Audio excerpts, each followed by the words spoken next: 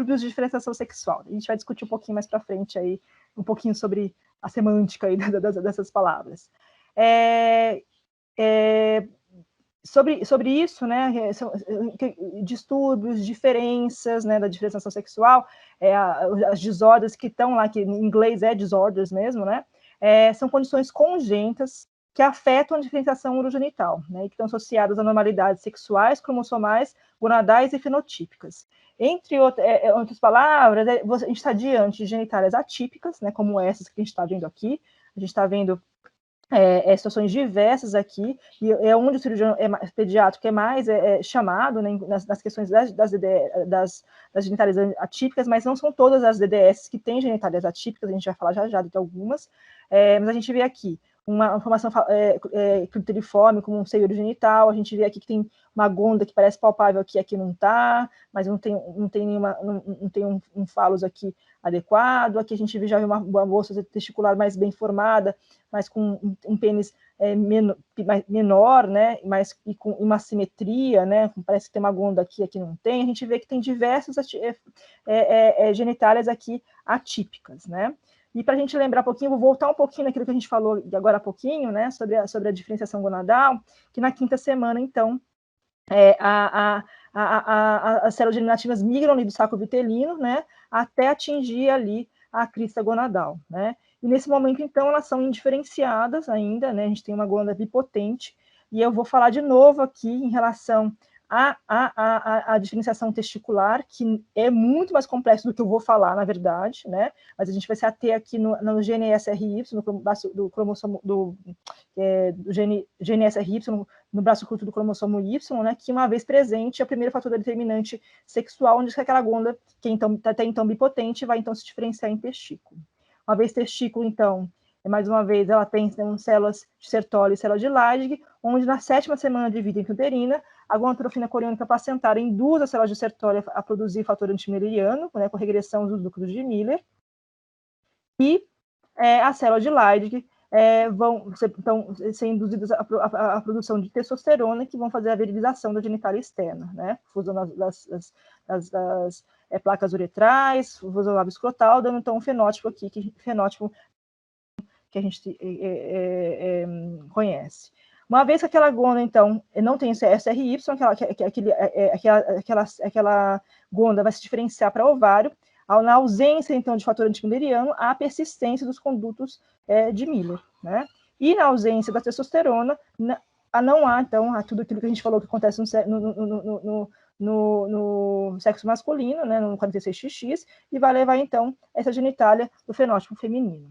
Quando a gente fala de DDS, a gente fala da classificação de Prader justamente para poder dizer isso, ser mais próximo do fenótipo masculino, ser mais próximo do fenótipo feminino. É essa que é a classificação de Prader. Então, Prader 4 é mais próximo do fenótipo masculino, Prader 1 mais do feminino. Eu queria que vocês também entendessem, para a gente entender o que parece muito complexo, que são as DDS, o efeito Yost, né? O efeito Yost foi feita uma pesquisa, né, em carneiros, né, onde eles fizeram o seguinte: tinham lá os fetos machos, né, que tinham lá gônadas masculinas, e, portanto, não tinha os restos millerianos, né, o fator antimilleriano existia, e, portanto, regredia os ductos de Miller. E nos fetos lá, fêmeas, a presença de ovários tinha lá o útero, trompas e ovários, né? Quando eles pegavam tanto os fetos machos quanto os fêmeas, e castrava precocemente os dois lados, o que acontecia? Não tinha nenhuma gônada aqui, como não tinha fator antimilleriano, o que acontecia com os órgãos internos? Persistiam os ductos de Miller. Aí eles fizeram uma castração precoce num feto macho. De um lado, deixou a gônada masculina, né? Essa gônada, então, que era o testículo, tinha MIF, regredia os fatores, regredia os ductos millerianos. Na ausência de uma gônada, da gônada desse lado, né? E a ausência do fator antimilleriano, persistia os ductos de Miller. Esse efeito de Yost significa que a gônada ela tem um efeito ipsilateral, né? Então, por isso que explica porque algumas vezes a gente tem uma hemivagina, um hemiútero, porque a gente tem alguma gônada daquele lado que tem que não tem fator antimilleriano, e o outro lado que tem um fator antimilleriano vai regredir os ductos de Miller. Então, isso que é o efeito de Osho, que a ação é ipsilateral, e, portanto, a gente pode ter órgãos internos diferentes por conta da presença ou não de uma gonda com a ação ipsilateral. Antigamente, a gente dividia, classificava didaticamente as DDS em pseudo-hermafrodita feminino, onde o cariótipo era XX, pseudo-hermafrodita masculino, onde o cariótipo era XY, gênese gonadal mista e o hermafrodita verdadeiro. Todas essas nomenclaturas, elas são estigmatizantes. E em 2006, no Consenso de Chicago, eles tentaram tirar todas as nomenclaturas que pareciam, então, estigmatizantes, né? Então, intersexo virou Disorders of Sex Development, ou seja, continua com essas desordens, que também é estigmatizante você pensar, por isso que eu mudei aí para distúrbios, que é um pouco menos, mas também continua sendo um pouco estigmatizante. Então, a gente tirou todas as nomenclaturas que se achavam estigmatizantes e classificou-se, então, segundo o cariótipo. Então, hoje em dia, a gente fala DDS 46XX, DDS 46XY, DDS 46 de sexo cromossômico, onde entra o Turner, o Klinefelter, né? E todas as outras que têm cariótipos diferentes. A gente vê, né, que quando a gente vai olhar no grande guarda-chuva que engloba tantas condições clínicas que são essas, olha, a gente vê muita coisa, né? A gente vê que, assim, as hipospádias severas estão aqui, nas EDS-XY. As estrofias de Coaca também estão aqui. Então, assim, são condições clínicas que têm condições diversas aí de a gente ter condutas, né? Então, quando a gente pensa assim, que quando se querem falar de diferenças, e hoje em dia há uma luta aí para a gente mudar as DDS para esse D ser diferenças, a gente consegue entender, porque na verdade são diferenças mesmo, porque a gente não pode também acreditar que aquela diferenciação sexual que está indo para um outro caminho não seja uma diferença, né? Então, acho que é uma questão para vocês pensarem com vocês aí, né, sobre essa questão das diferenças. Hoje, na verdade, eles querem, na verdade, diferenças, que eu achei que estava super bom de usar diferenças, também há diferenças, também causa alguns impactos também em relação à nomenclatura, e também a gente tem que ouvi-los, né, assim, os ativistas, quando eu estou falando disso, a gente está falando de pessoas que estão criticando essas questões, e de pensar que são diversidades, né, então a gente pode pensar em mil coisas aí para a gente discutir só o nome da DDS. Mas, enfim, o que eu queria dizer é que a gente tem muitas condições clínicas envolvidas, né, dentro das DDS, porque são condições que levam a alterações do desenvolvimento urogenital, que é isso que é a definição das DDS, né? Mas aquilo que pode ser muito complexo, eu vou simplificar em 3 grandes categorias. Então, toda vez que a gente vê uma genitália que é atípica, né, a gente tem que pensar, se o cariótipo dela fosse XX, é porque houve uma exposição inadequada dos andrógenos e houve uma exposição inadequada excessiva dos andrógenos, né, e levou a uma virilização genital externa. Se ele é um cariótipo XY, é porque houve uma virilização pobre, uma deficiência de ação e produção desses andrógenos. Ou então, a questão está na gonda, então a gente precisa investigar a gonda, tá? Então, entre as EDS XX, a mais comum é a hiperplasia adenal congênita, né, que a gente acabou de discutir agora dentro dos testículos não descidos, né, que é as criptorquidias bilaterais, que a gente tem que pensar como hipótese a hiperplasia adenal congênita. Por quê? Uma vez que é 46XX, aquela gonda é ovário, e se ela é ovário não tem MIF, e, portanto, então, os fatores não tendo fatores antiminerianos, vamos ter útero, trompa e terço superior da vagina. As hiperplasias adrenais congênitas é uma herança autossômica recessiva que leva à deficiência das enzimas da biossíntese do cortisol. O cortisol começa lá com o colesterol, né? E aí, a ausência da principal deficiência é 21H, há outras deficiências, mas a principal mais comum é a deficiência de 21H, que é bem aqui, ó, que acontece? Há uma diminuição da aldosterona e, portanto, a criança perde sódio e água. Uma vez que a 21H também, nesse nível aqui da produção do colesterol, a diminuição do cortisol. E tudo, então, vem para a esquerda aqui e aumenta a testosterona, que viriliza a genitália externa, então, daquela criança que é 46XX. Então, ela tem DDS, ele tem um cariótipo XX, mas houve uma virilização por excesso de testosterona, que podemos ter aí fenótipos diferentes, desde uma clitoromegalia, né, até já a fusão lábio-escrotal aqui, a gente fala de seio urogenital, a gente vê que tem, parece uma hipospádia, né? mas eles não têm gônadas palpáveis, né? E aqui um falos normal, né? Prader 5, né? Que a gente, na classificação de Prader. E olha só a vagina onde pode estar inserida. Bem posicionada, um pouco perto da uretra, ou então lá em cima, quase perto do colo vesical. Então a gente precisa, são situações aqui que a gente vai precisar aqui pensar em como resolver, né? Aqui a gente faz um genitograma, né? Põe um contraste aqui pelo orifício único, a gente vê lá a presença da bexiga e da vagina, né? Configurando, então, que a gente tem ali os restos müllerianos. Aqui, o que a gente tem que fazer com essas crianças? Tratá-las, né, clinicamente com corticóide, né? A gente tem que lembrar que essas crianças podem chegar vomitando no pronto-socorro, caso não tenha feito o diagnóstico neonatal, né? E se a gente não identificar que é uma hiperplasia congênita e não der cortisol, a criança vai morrer por desidratação, né? Então é uma questão que a gente tem que observar no pronto-socorro, de sempre olhar a genitália. A gente estava acabando de falar aqui de a importância do exame físico, olhar se for uma genitália atípica, a criança vomitando, a gente tem que pensar na hiperplasia adrenal congênita. Nas EDS XY, né, o que a gente aconteceu, então, houve uma diminuição da ação dos andrógenos, né, ou por um defeito na biossíntese, então não se forma testosterona, ou a mais comum, que são os defeitos dos receptores desses andrógenos, né, que são, a ausência desses receptores, se ela é completa, ela não tem virilização nenhuma dessa genitália externa. Deficiência da 5-alfa-redutase, que é a enzima que converte testosterona em dehidrotestosterona, que é o que realmente viriliza a genitália, ou a mãe estava tomando alguma droga competitiva dos receptores de andrógenos, e por isso fez com que aquela criança não virilizasse adequadamente, né? Insuficiência placentária, torções testiculares intraútero também pode também ser causas aí de DDS-XY.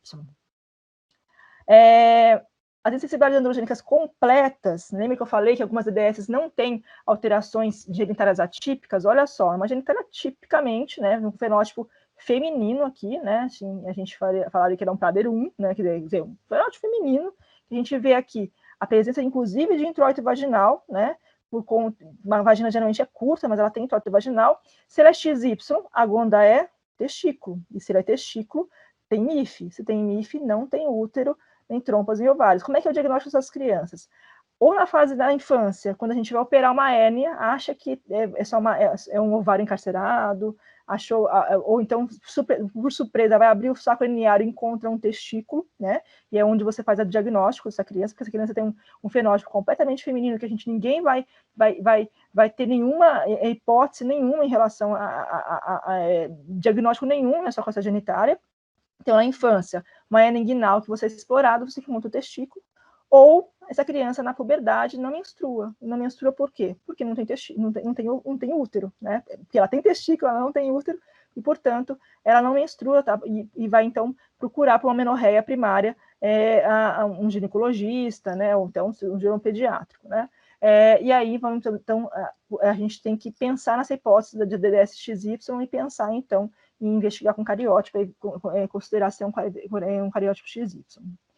As insensibilidades androgênicas parciais, ou seja, aqueles receptores que parcialmente respondem aqueles hormônios, vão dar, sim, genitálias atípicas, porque aí é uma ação parcial, né? Aqui a gente está no intraoperatório, né, mostrando aqui uma gonadectomia, que a gente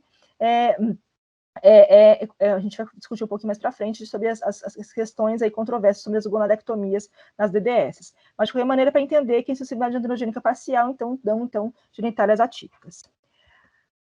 As DDS sexocromossômicas, como eu falei, entra o Turner, né? O Turner geralmente tem uma gônada em fita, um ovário em fita, né? Tem geralmente úteros bem hipoplásicos, né? E tem mais chance de tumor aí, caso tenha algum Y encontrado em algum lugar aí do cariótipo, ela tem mais chance de malignização. E Klinefelter, que também tem muita chance de ter gonadoblastoma também, né? A gente são DDS cromossômicos que têm fenótipos bem específicos, né? Dentro das sexos cromossômicos tem as genesias gonadais mistas, né, que são geralmente mosaicos, 45X0, XY, genitálias externas podem ser variadas, e as gônadas também variadas, podem ser gônadas enfitas, pode ser ovários rudimentares e alguns testículos, mas sempre uma gônada que ela é de genética, ela é alterada, né? E, por fim, as DDS ovotesticulares, né, que são, então, aquelas, geralmente são 46XX, né, mas como a gente sabe, então, a questão são as gônadas, a gente está vendo aqui, então, tanto as digenesias gonadais quanto as DDS ovotesticulares, a gente está pensando que o problema foi que alterações foram nas gônadas, né, e as DDS ovotesticulares, que elas podem ter? Elas podem ter de tudo, ovário, testículo, ovotestes, ovotestes, ovário, ovotestes, testículo. Então, a gente vai precisar, então, de fazer biópsias para a gente definir aí o que gônadas são essas, para justamente a gente fazer o diagnóstico diferencial entre DDS, ovotesticular, e as digenesias mistas, porque o problema é a gônada, a gente precisa biopsiar a gônada. Tá? Então, para entender que tudo isso é uma condição clínica que precisa de uma equipe multidisciplinar. A gente não pode estar sozinho, né, em nenhuma decisão. A gente precisa de uma equipe que seja que discuta o caso individualmente, né, composta de endocrinologistas, geneticistas, psicólogos, né, inclusive depois pensando aí na transição dos urologistas e ginecologistas. O diagnóstico se baseia em muitas coisas que a gente tem que fazer, a gente tem que fazer cariótipos, a gente tem que ver como é que são essas gônadas, biopsiar essas gônadas, tem que ver como é que é a morfologia dessa genitália externa, como que está a genitália interna, quais são os perfis hormonais dessas crianças, o sexo de criação que ela já chegou para a gente, às vezes elas chegam com diagnósticos tardios, né, e também pensar sempre no sexo psicológico, como é que estão essas crianças, né. E a cirurgia, o que a gente pode fazer em relação às cirurgias? A gente pode tratar as gônadas, né, pesquisar os órgãos internos e fazer as cirurgias reconstrutivas, que eu vou mostrar algumas coisinhas aqui.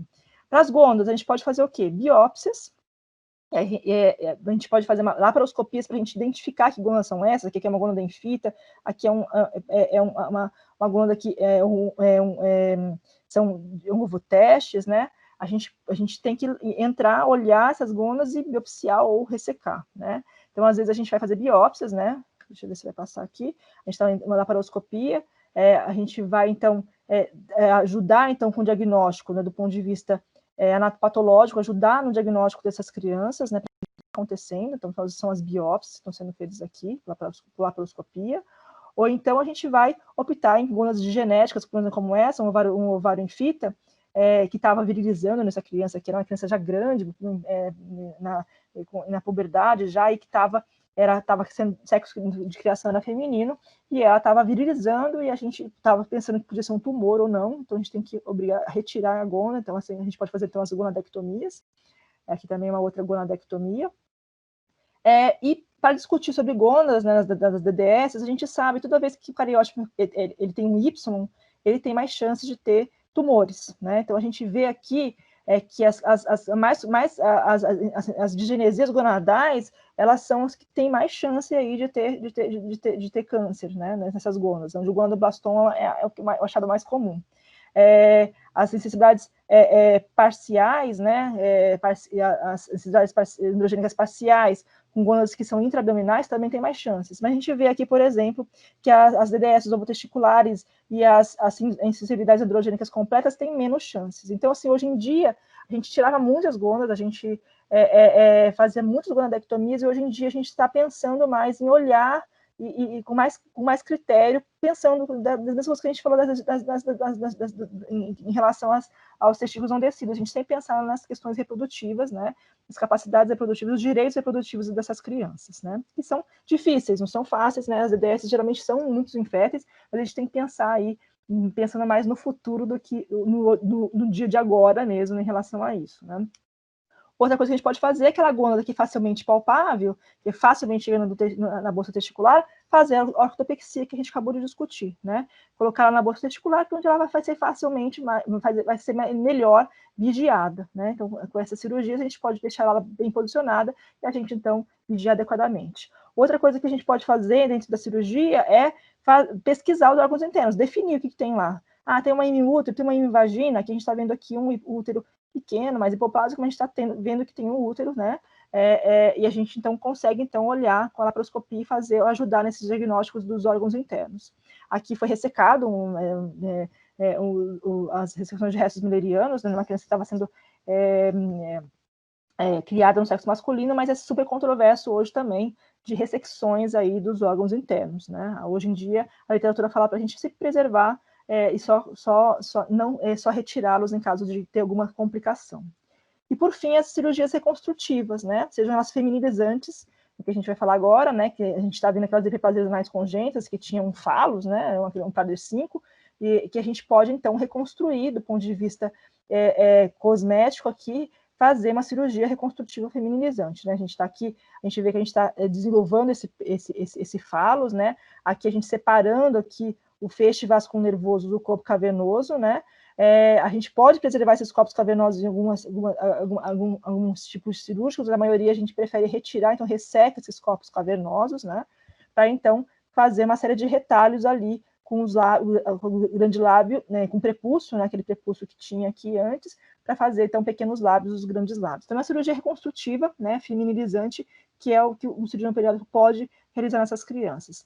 E as reconstruções penianas, né, que são as crianças que então têm hipospádias, né? Hipospádias a gente tem diversos graus, né? Onde a hipospádia consiste na abertura ventral da uretra, né? Fora da posição normal, então pode ser em qualquer lugar aqui na face ventral. Geralmente tem um capuchão dorsal, uma curvatura peniana, né? Então essas questões, essas crianças com DDS, a gente pode então criadas no sexo masculino, a gente resolver, então, fazer reconstruções diversas, que a gente pode fazer técnicas diversas para reconstruir, então, a correção dessas hipospádias. Outra, com o papel também da cirurgia, são as neovaginas, né? Aqui a gente está mostrando uma neovagina, fazer uma vagina com um pedaço de intestino, a gente está ressecando um pedaço de cólon aqui, ali no períneo já encontrando um espaço que esse segmento, então, ele é exteriorizado e fixado, né? Tá aqui, ó, o segmento aqui está sendo exteriorizado e fixado aqui ao períneo, né? Na vaginas com intestino, ou, por exemplo, uma técnica que a gente usa mais lá na ginecologia, lá da Unifesp, que é uma chama de Beckin-Doi modificada, onde faz uma incisão aqui na região onde seria o introito vaginal e cria-se um espaço, e você, então, depois de hemostasiar, coloca um tampão, né, um molde com a celulose oxidada que fica lá alguns dias, e você vai, então, depois mantendo dilatação e tem boa evolução desses pacientes. E as vaginas mais complexas, né, que são as hiperplasias. Lembra que a gente falou que a vagina na hiperplasia adenal congênita pode estar lá perto do colo vesical, e aí a gente não consegue descer ela na primeira cirurgia, né, de colocá-la no períneo, e aí você tem que fazer técnicas diversas aí, que são de técnicas para poder tentar fazer esse pultor vaginal, baixar essa vagina. A gente aqui faz, pela técnica do acesso sagital anterior, a gente faz uma incisão aqui no períneo, encontra a vagina, separa da uretra e traz traz para o períneo, tá? Com essa mesma técnica, né, que é acesso sagital anterior, nos utrículos prostáticos, né, que na verdade são grandes pseudovaginas, em hipospádias muito severas, né, e nas ADS as hipospádias são geralmente bastante proximais e podem estar associadas a esses utrículos prostáticos, que é a presença dessa estrutura aqui, ó, que está a uretra, e aqui a gente vê o ciclo prostático. Essa criança ela pode urinar e vir urina para cá, acumulando aqui, que pode dar processos obstrutivos aqui na uretrais, infecciosos, né? Ou incontinência paradoxal. Essa criança acumula xixi aqui, quando entre uma micção e outra sai urina por aqui, fica perdendo urina. Então a gente tem que ir atrás dessa estrutura e retirar. Nós lá na Unifesp, a gente retira isso antes de começar, quando a gente encontra, a gente retira antes de começar a realização da correção da hipospádia, mas também é uma coisa controversa e a maioria prefere deixar e só se complicar, resolver mexer nessas estruturas. Por fim, eu queria só falar um pouco sobre isso. A gente está falando de cirurgias, né, reconstrutivas, né, principalmente as reconstrutivas, de que tem tido muita controvérsia na atualidade, né, assim, os grupos ativistas sempre foram muito fortes nos Estados Unidos e na Europa, né, e hoje em dia estão chegando aqui no Brasil. A gente tem uma associação aqui brasileira, né, de intersexo, né, e eles estão, assim, realmente com a luta deles em relação às cirurgias na infância, né, assim, geralmente são contra as cirurgias neonatais, na verdade, né, alguns lugares operam crianças muito bebezinhas, né, para fazer essas cirurgias de correção cirúrgica, e são aí questões aí que estão sendo discutidas em relação aos direitos humanos, né, contra essas cirurgias precoces, né? É um assunto que demanda bastante controvérsia, bastante discussão, né? O fato é que existem essas pessoas que trazem histórias muito difíceis, né? De que foram criadas num sexo e que, no fim, queriam ser outros, né? Tem identidade de gênero diferente daquele sexo que foi criado e que foi reconfigurado, às vezes, né, reconstruído, né? Então, acho que são assuntos muito difíceis e que a gente precisa comentar e entender que a gente precisa ter um pouco de escuta, porque, olha só, o lema, né, de luta da Associação Brasileira dos Intersexos é justamente isso, mudar a sociedade e não os corpos das pessoas intersexo. É uma frase que, para mim, me toca muito, né, de a gente pensar de que nossa sociedade não está preparada para uma diversidade, né, que os corpos intersexos, na verdade, né, nos proporcionam, essas genitais atípicas nos dão aí a gente olhar para uma coisa diferente do que a gente está acostumado entre o nosso mundo binário, que é masculino e feminino, né? Então, assim, acho que são provocações que para vocês, né? Acho que a gente precisa fazer. E nós, né? Eu, que gosto do tema, que estudo o tema e dou aula sobre isso, né? Acho que a gente tem que cada vez mais falar sobre esses assuntos para tirar esses estigmas e conseguir discutir de uma maneira adequada, né? E cheio de dúvidas que eu as tenho, né? Mas sobre o assunto, mas que a gente possa poder conseguir aí tratar melhor desses pacientes com um melhor acolhimento dessas famílias também. Acho que é isso. Adorei mesmo. Acho que você colocou de forma bem didática, né, todas as situações que a gente tem. A Camila aí. E eu acho que eu não consigo resolver todas essas dúvidas na minha cabeça. Sempre que eu me deparo com um paciente desses, vem esse monte de dúvida, o que fazer, né? E eu acho que geralmente a família já vem com uma vontade, né, para a gente, e a gente resolve a vontade da família, e às vezes nem na cabeça da gente a gente conseguiu decidir o que seria melhor para a família, para aquela criança ou não, né?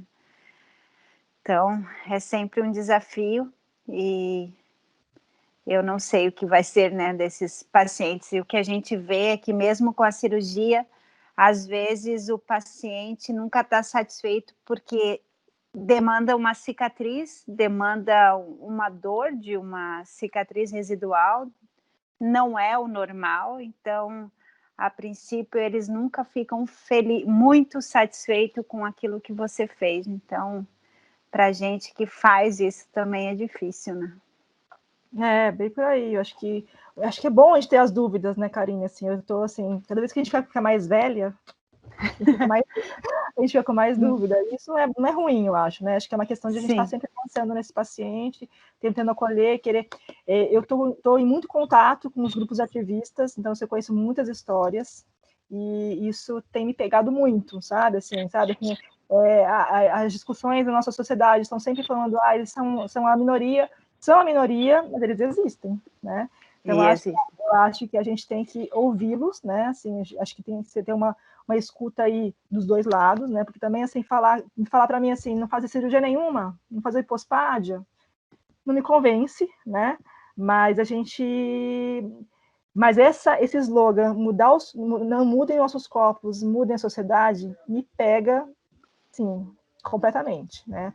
Essa sociedade, me pega também. Esses meninos aqui, meninas que estão aqui, eles são muito melhores que a gente. Então, eu tenho esperança nessa turma, de que vão liderar aí outras questões que talvez a gente não precise mais pensar nisso, né? Assim, se o mundo fosse mais diverso, e a gente considerasse aquilo não como uma desordem, como uma diferença, talvez fosse muito mais fácil a gente ter essas situações para a gente resolver. Então, acho que são questões aí muito difíceis. Eu adoro, você adora esse tema, né, Karine? Mas a gente sabe que a gente sofre, né? E é bom sofrer, na verdade. Acho que a mensagem é essa: a gente tem que sofrer mesmo, porque a gente está lidando com situações que é uma vida que a gente não sabe se é real, né? Se é aquilo aquilo está certo, na verdade, né? E claro, eu acho que também, além de tudo, Karine, acho que a gente tem que pensar assim: E a gente tem que fazer uma boa transição para esses pacientes, né? Eu estou na ginecologia, estou levando esses pacientes, eu faço um ambulatório de transição, e a gente vê o quanto que é isso que você está falando, entendeu? São pessoas que tiveram dilatações vaginais, que elas são todas manipuladas, autoestima que não é a melhor, né? A sexualidade não é a melhor. O que a gente pode fazer, de fato, nós, cirurgiões pediátricos, de como a gente consegue fazer isso durante a nossa infância para que aquilo chegue ali na vida adulta melhor, porque agora eu não acho que seja bom, entendeu? Assim, todos os trabalhos... aqui eu nem consigo fazer transição, eu grudo nos pacientes para o resto da vida, né, Camila? Pois é, mas aí quando você vê os adultos, né, as ginecologias, elas têm um olhar, por exemplo, sim, uma coisa básica. Aquilo que eu acho que é estenose, para eles, que eu acho que não é estenose, para elas é estenose, entendeu? Estenose vaginal. Então, assim, a gente não sabe nem avaliar isso, entendeu? Assim, entendeu? E quando elas fazem cirurgias para poder ampliar o canal vaginal, não é igual a gente faz, elas fazem uma coisa enorme, que fica melhor, entendeu? Então, assim, eu acho que, assim, precisa ter alguém, entendeu? Assim, na minha cabeça, ainda mais numa universidade como a nossa, né, as nossas, né, a gente precisa ter isso, entendeu? Eu arranjei lá, Cláudia Cacano, que a gente está fazendo uma parceria super bacana, né, e que eu vou aprender muito, eu estou aprendendo muito, né? Então, a gente está aprendendo junto. E eu acho que isso é o futuro, da gente ter essa interface. Uma transição. Para a gente poder, os dois lados aprenderem, entenderem, né? Por exemplo, desde que eu estou na gineco, eu acho que fazer dilatação não vale a pena. Porque a gente sabe que vai chegar com uma estenose. Para que eu vou fazer isso se eu vou ter que operar na vida adulta? Não preciso fazer isso, né? Vagina eu nem estou nisso, mas eu já cheguei nessa conclusão. Vagina com intestino, nunca mais, Karine. Fazer uma necessidade androgênica, uma vagina com intestino, não vou fazer, nunca mais na minha vida. Não vou perder a experiência, porque eu acho que fazendo uma cirurgia menos invasiva vai ser melhor, entendeu? Vai dar tudo certo. Então, são os paradigmas que você só aprende vendo adulto, né? E isso... Então, acho que são vários aprendizados aí que mais para frente a gente vai conseguir dar umas publicadas, vai fazer algumas coisas, mas acho que é isso, a gente tem que ter uma parceria com os adultos, né, nessas pacientes que elas precisam muito desse acompanhamento, né, as distrofias de cloaca, então, assim, esse ambulatório não tem só DDS, né, tem as anomalias retais, né, que não entram nas DDS, mas que também tem problemas aí, né, as cloacas, né, então, assim, enfim. Então, acho as Rokitansky. Rokitansky, que a gente nem vê muito, elas lá é só uma praticamente só de Rokitansky, que estão tendo das DDS, mas quem trata mais são os ginecologistas, né? Mas a gente vai vendo quanto elas precisam de um tratamento especializado, né? E a gente fica com as nossas angústias aqui na infância, não vai ter jeito, né, Karine? A gente vai passar por esse perrengue. Parabéns para vocês, lindo. Um beijo, então, Mila. Obrigada. Obrigada. Tchau, gente. Tchau. Tchau. Obrigada, Karine. Obrigada, Cris. Tchau.